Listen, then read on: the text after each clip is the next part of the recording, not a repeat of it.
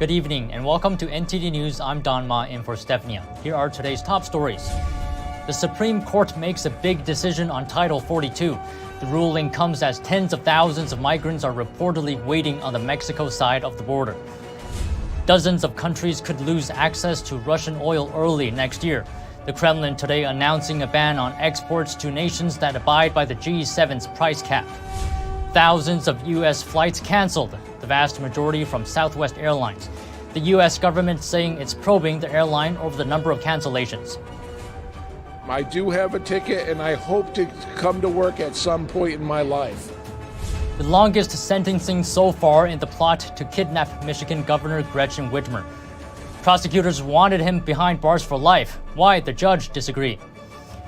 Are Marxist ideas from universities harming American society? A UCLA professor, once skeptical of the idea, now says this is actually happening.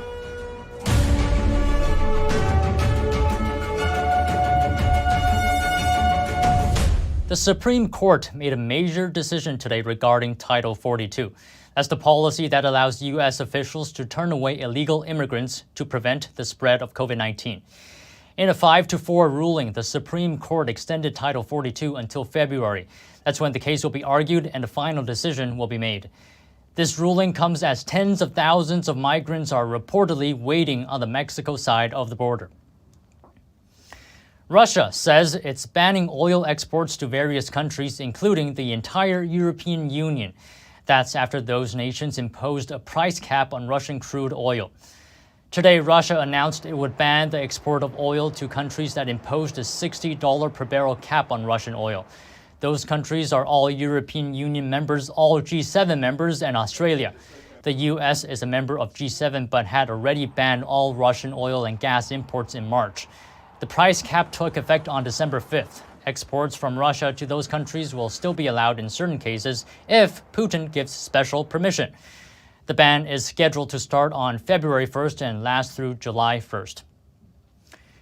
The Biden administration is investigating Southwest Airlines over what they call an unacceptable rate of cancellations. The airline canceled thousands of flights again today, a pattern that's expected to continue for the next several days. NTD's Melina Weiskup has more updates. Air travel today not much better for Southwest flyers. 60% of all flights canceled before the day even began. And it's just the start. Southwest saying they'll operate at just over a third of their usual schedule in the days ahead. If my boss is watching this, yes, it's true. I didn't just blow off the day. I'm actually standing in the airport doing nothing.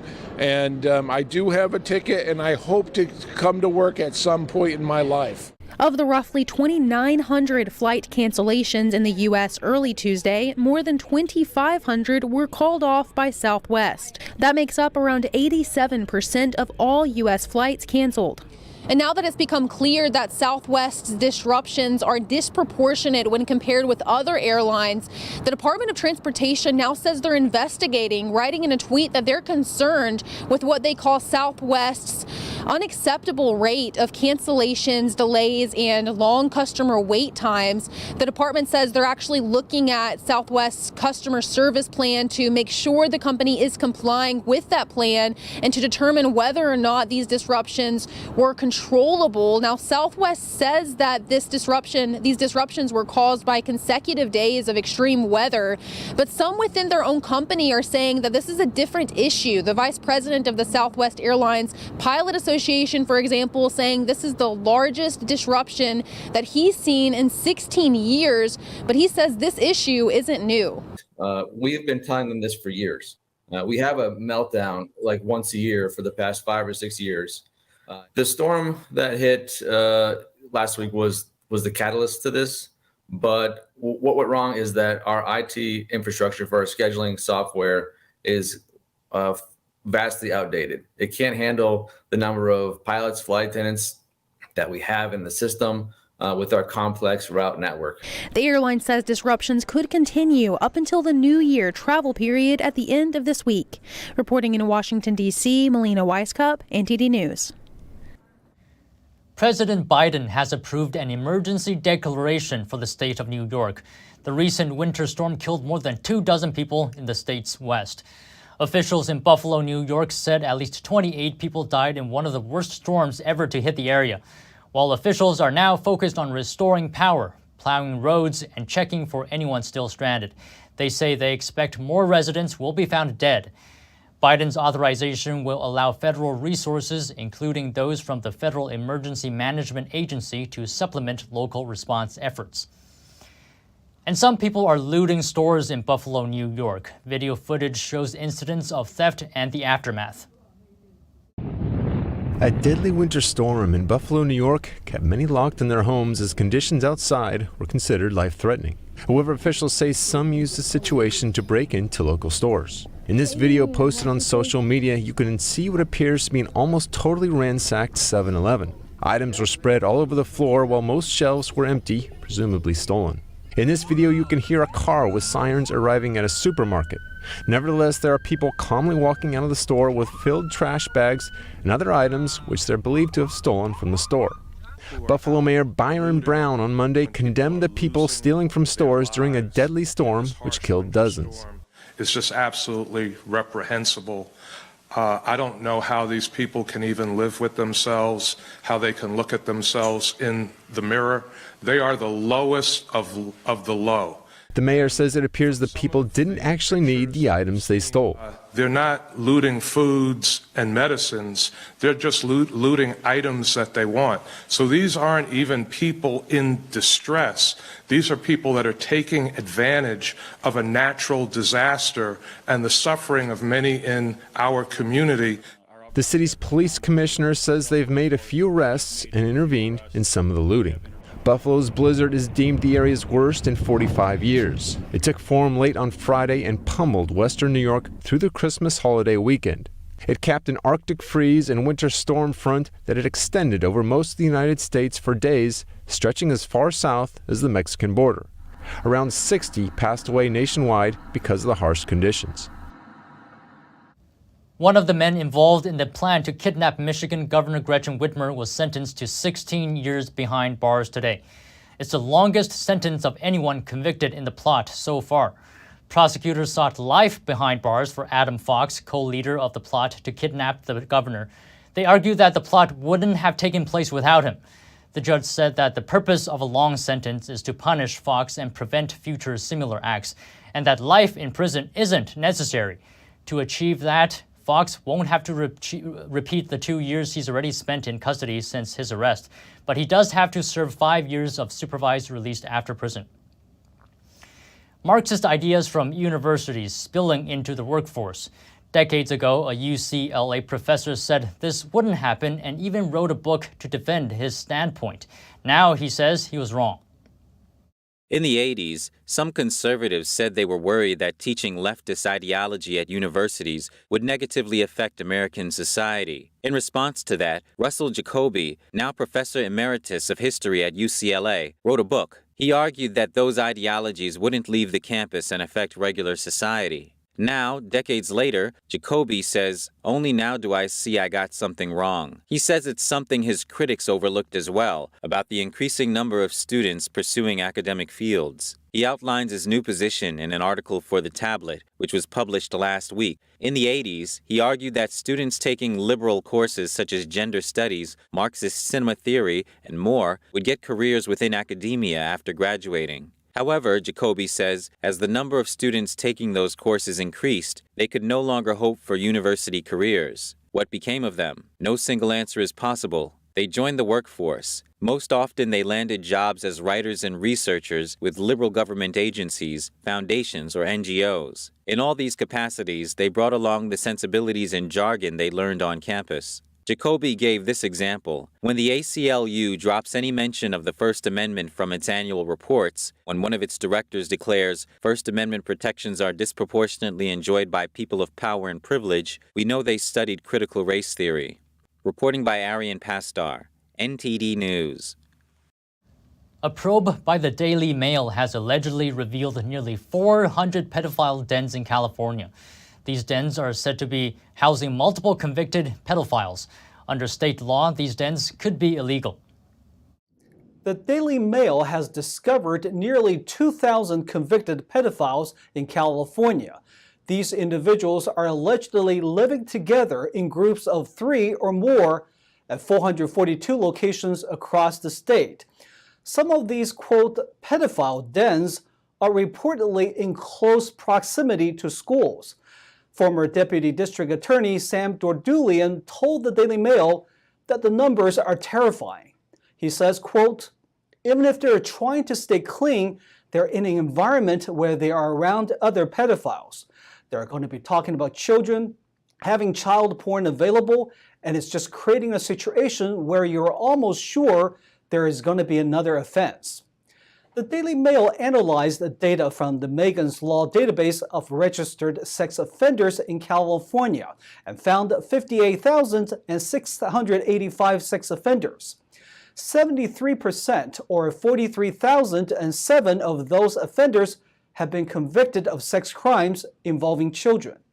A spokeswoman for the California Department of Corrections and Rehabilitation told the Daily Mail that the law states all registered sex offender parolees shall not reside in a single-family dwelling with any other sex offender, whether or not they are on parole, unless they're related by blood, marriage, or adoption.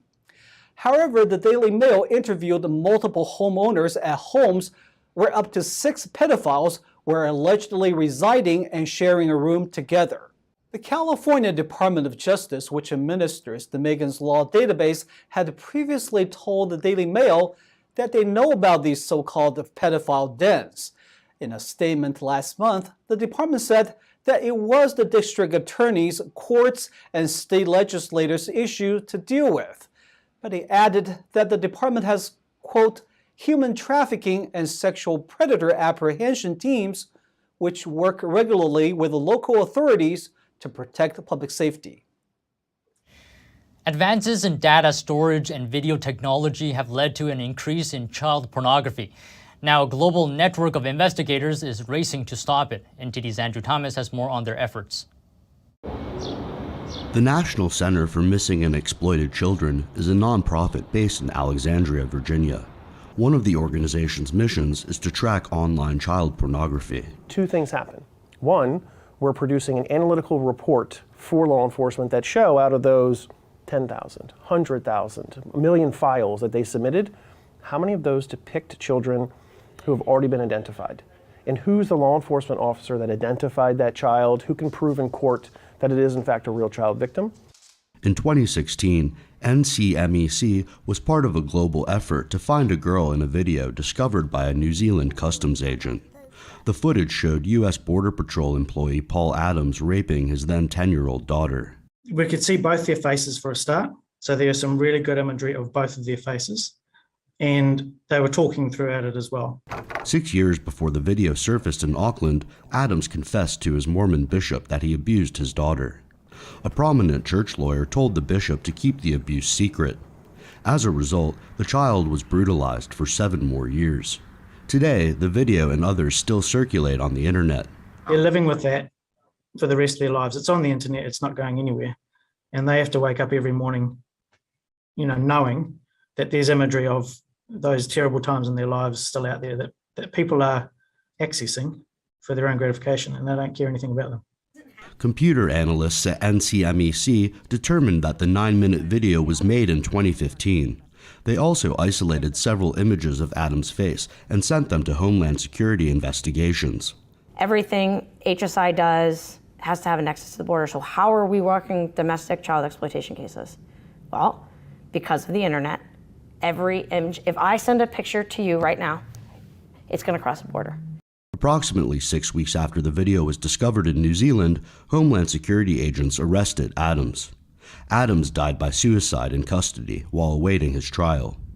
Data from NCMEC shows that the original video was viewed about 100 times in 2017. That figure soared to more than 4,500 in 2021. Since 2016, U.S. law enforcement agencies have seized copies of it hundreds of times. Nearly 800 people were arrested in 2021 with the video in their possession. Andrew Thomas, NTD News. We're taking a short break now, but if you have any news tips or feedback for the show, you can email us at eveningnews@ntd.com. Coming up, Two of China's most renowned universities are seeing professors die at a mysterious rate. Meanwhile, a medical expert at the Chinese CDC predicts future COVID waves. And in the NFL, one of the greatest ever announces his retirement after a dozen years in the league. NTD's Dave Martin has the details. That and more when we return on NTD News.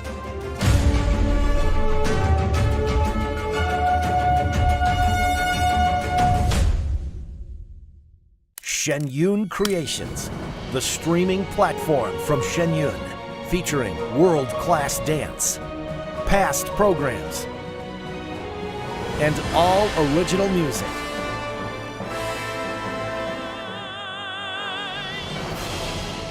Masterclasses, behind the scenes, comedy, and more. Explore shenyuncreations.com.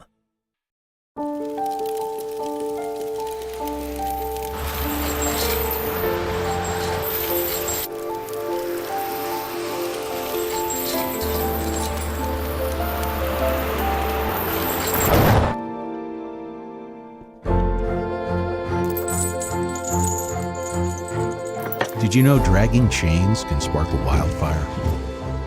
Only you can prevent wildfires.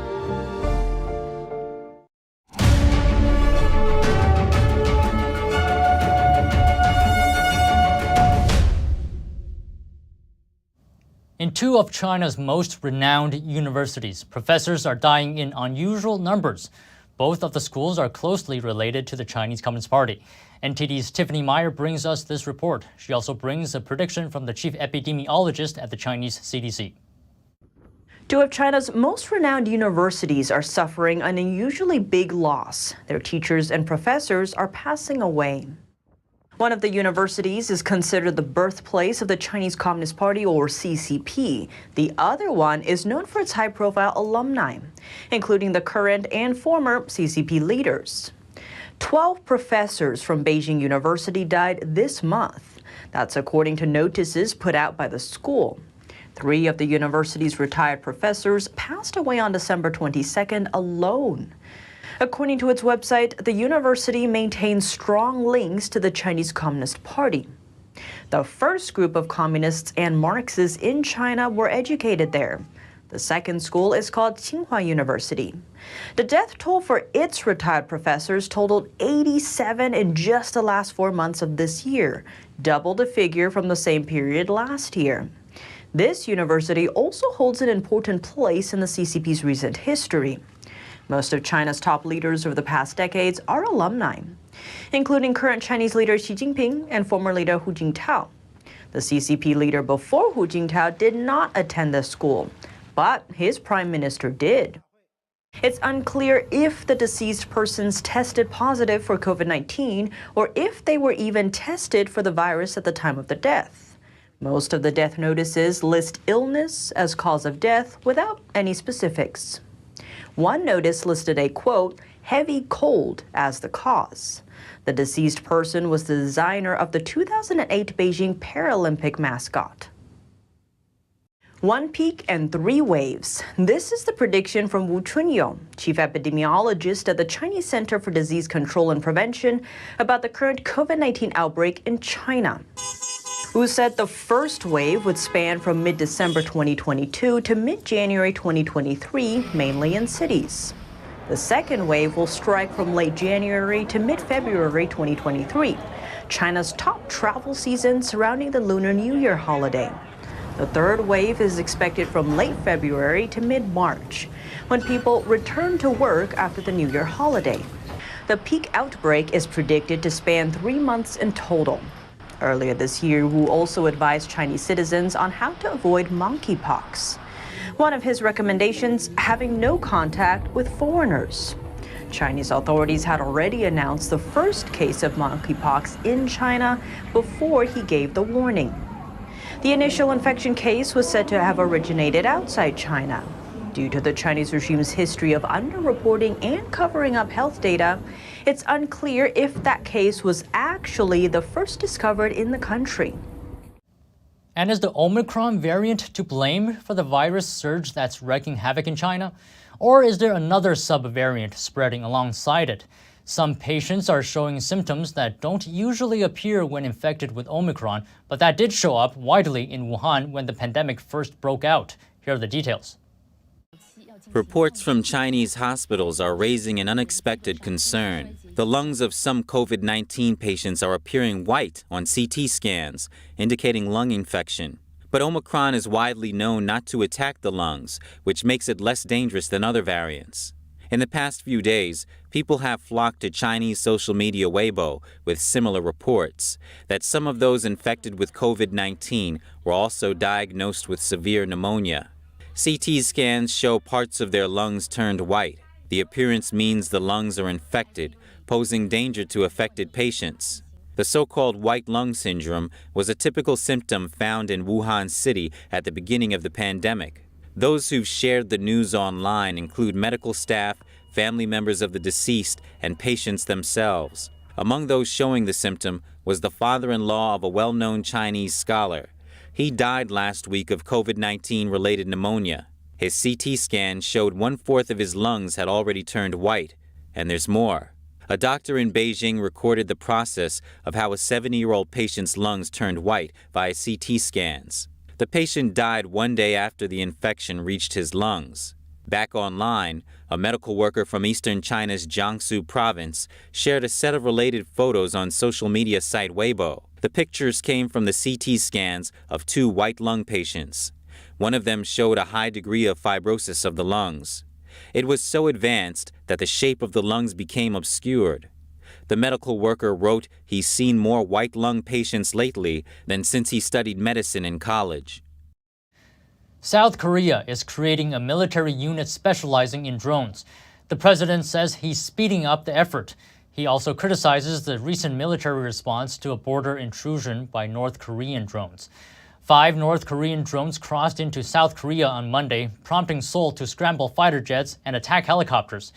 The military fired warning shots and some 100 rounds from a helicopter equipped with a machine gun, but failed to bring down any of the drones while they flew over several South Korean cities, including the capital Seoul, for about 5 hours. The South Korean president said it shows that the military isn't prepared and called for more intense readiness and training.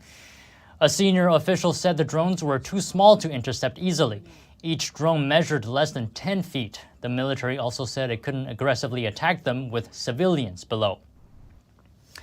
And now over to sports news. Here's NTD's Dave Martin with today's top stories. Thank you, Dawn. NFL great J.J. Watt announced his impending retirement on social media this morning. The 33-year-old has been named the league's AP Defensive Player of the Year 3 times and is a 5-time All-Pro defensive end. Watt, now in his 2nd year in Arizona after 10 years in Houston, tweeted out a picture of his wife and baby saying, quote, "Koa's first ever NFL game, my last ever NFL home game. My heart is filled with nothing but love and gratitude. It's been an absolute honor and a pleasure." Watt was a first-round pick of the Texans in 2011 and won all 3 of his Defensive Player of the Year awards in a dominant 4-year span from 2012 through 2015. But injuries derailed his career as he missed most of the next 2 seasons with various ailments. He rebounded it in 2018, though, registering 16 sacks and being named an All-Pro for the 5th time. And in soccer news, the family of former Iranian soccer great Ali Day was prevented from leaving the country Monday by authorities in the Islamic Republic. Day's wife and daughter were on a plane headed for Dubai until the plane was forced to reroute back to Iran. The 53-year-old Day has been a supporter of the protests in Iran. A former captain of Iran's national soccer team, Day refused to attend the World Cup in solidarity with the protesters. According to ISNA news agency, Day wasn't aware of a travel ban on his family, saying, quote, "No one has given me an answer about this. I really don't know what the reason for this is." And for your sports viewing schedule tonight, the NBA has 10 games planned featuring a Suns-Grizzlies matchup that pits 2 of the top 5 teams in the Western Conference.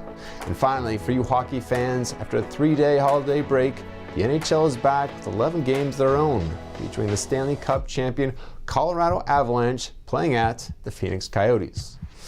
And that's it for your sports news today. Back to you, Dawn. Thank you, Dave. And that's all for today's news. Thanks for tuning in. I'm Don Ma. Good night.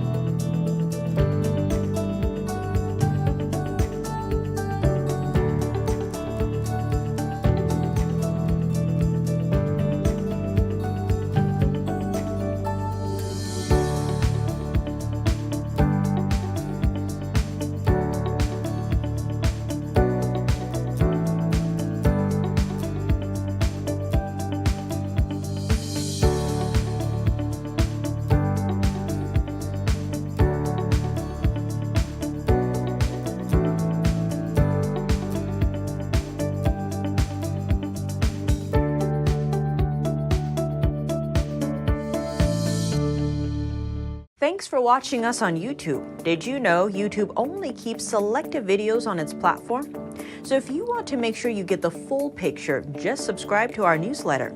Go to newsletter.ntd.com and sign up. It's free.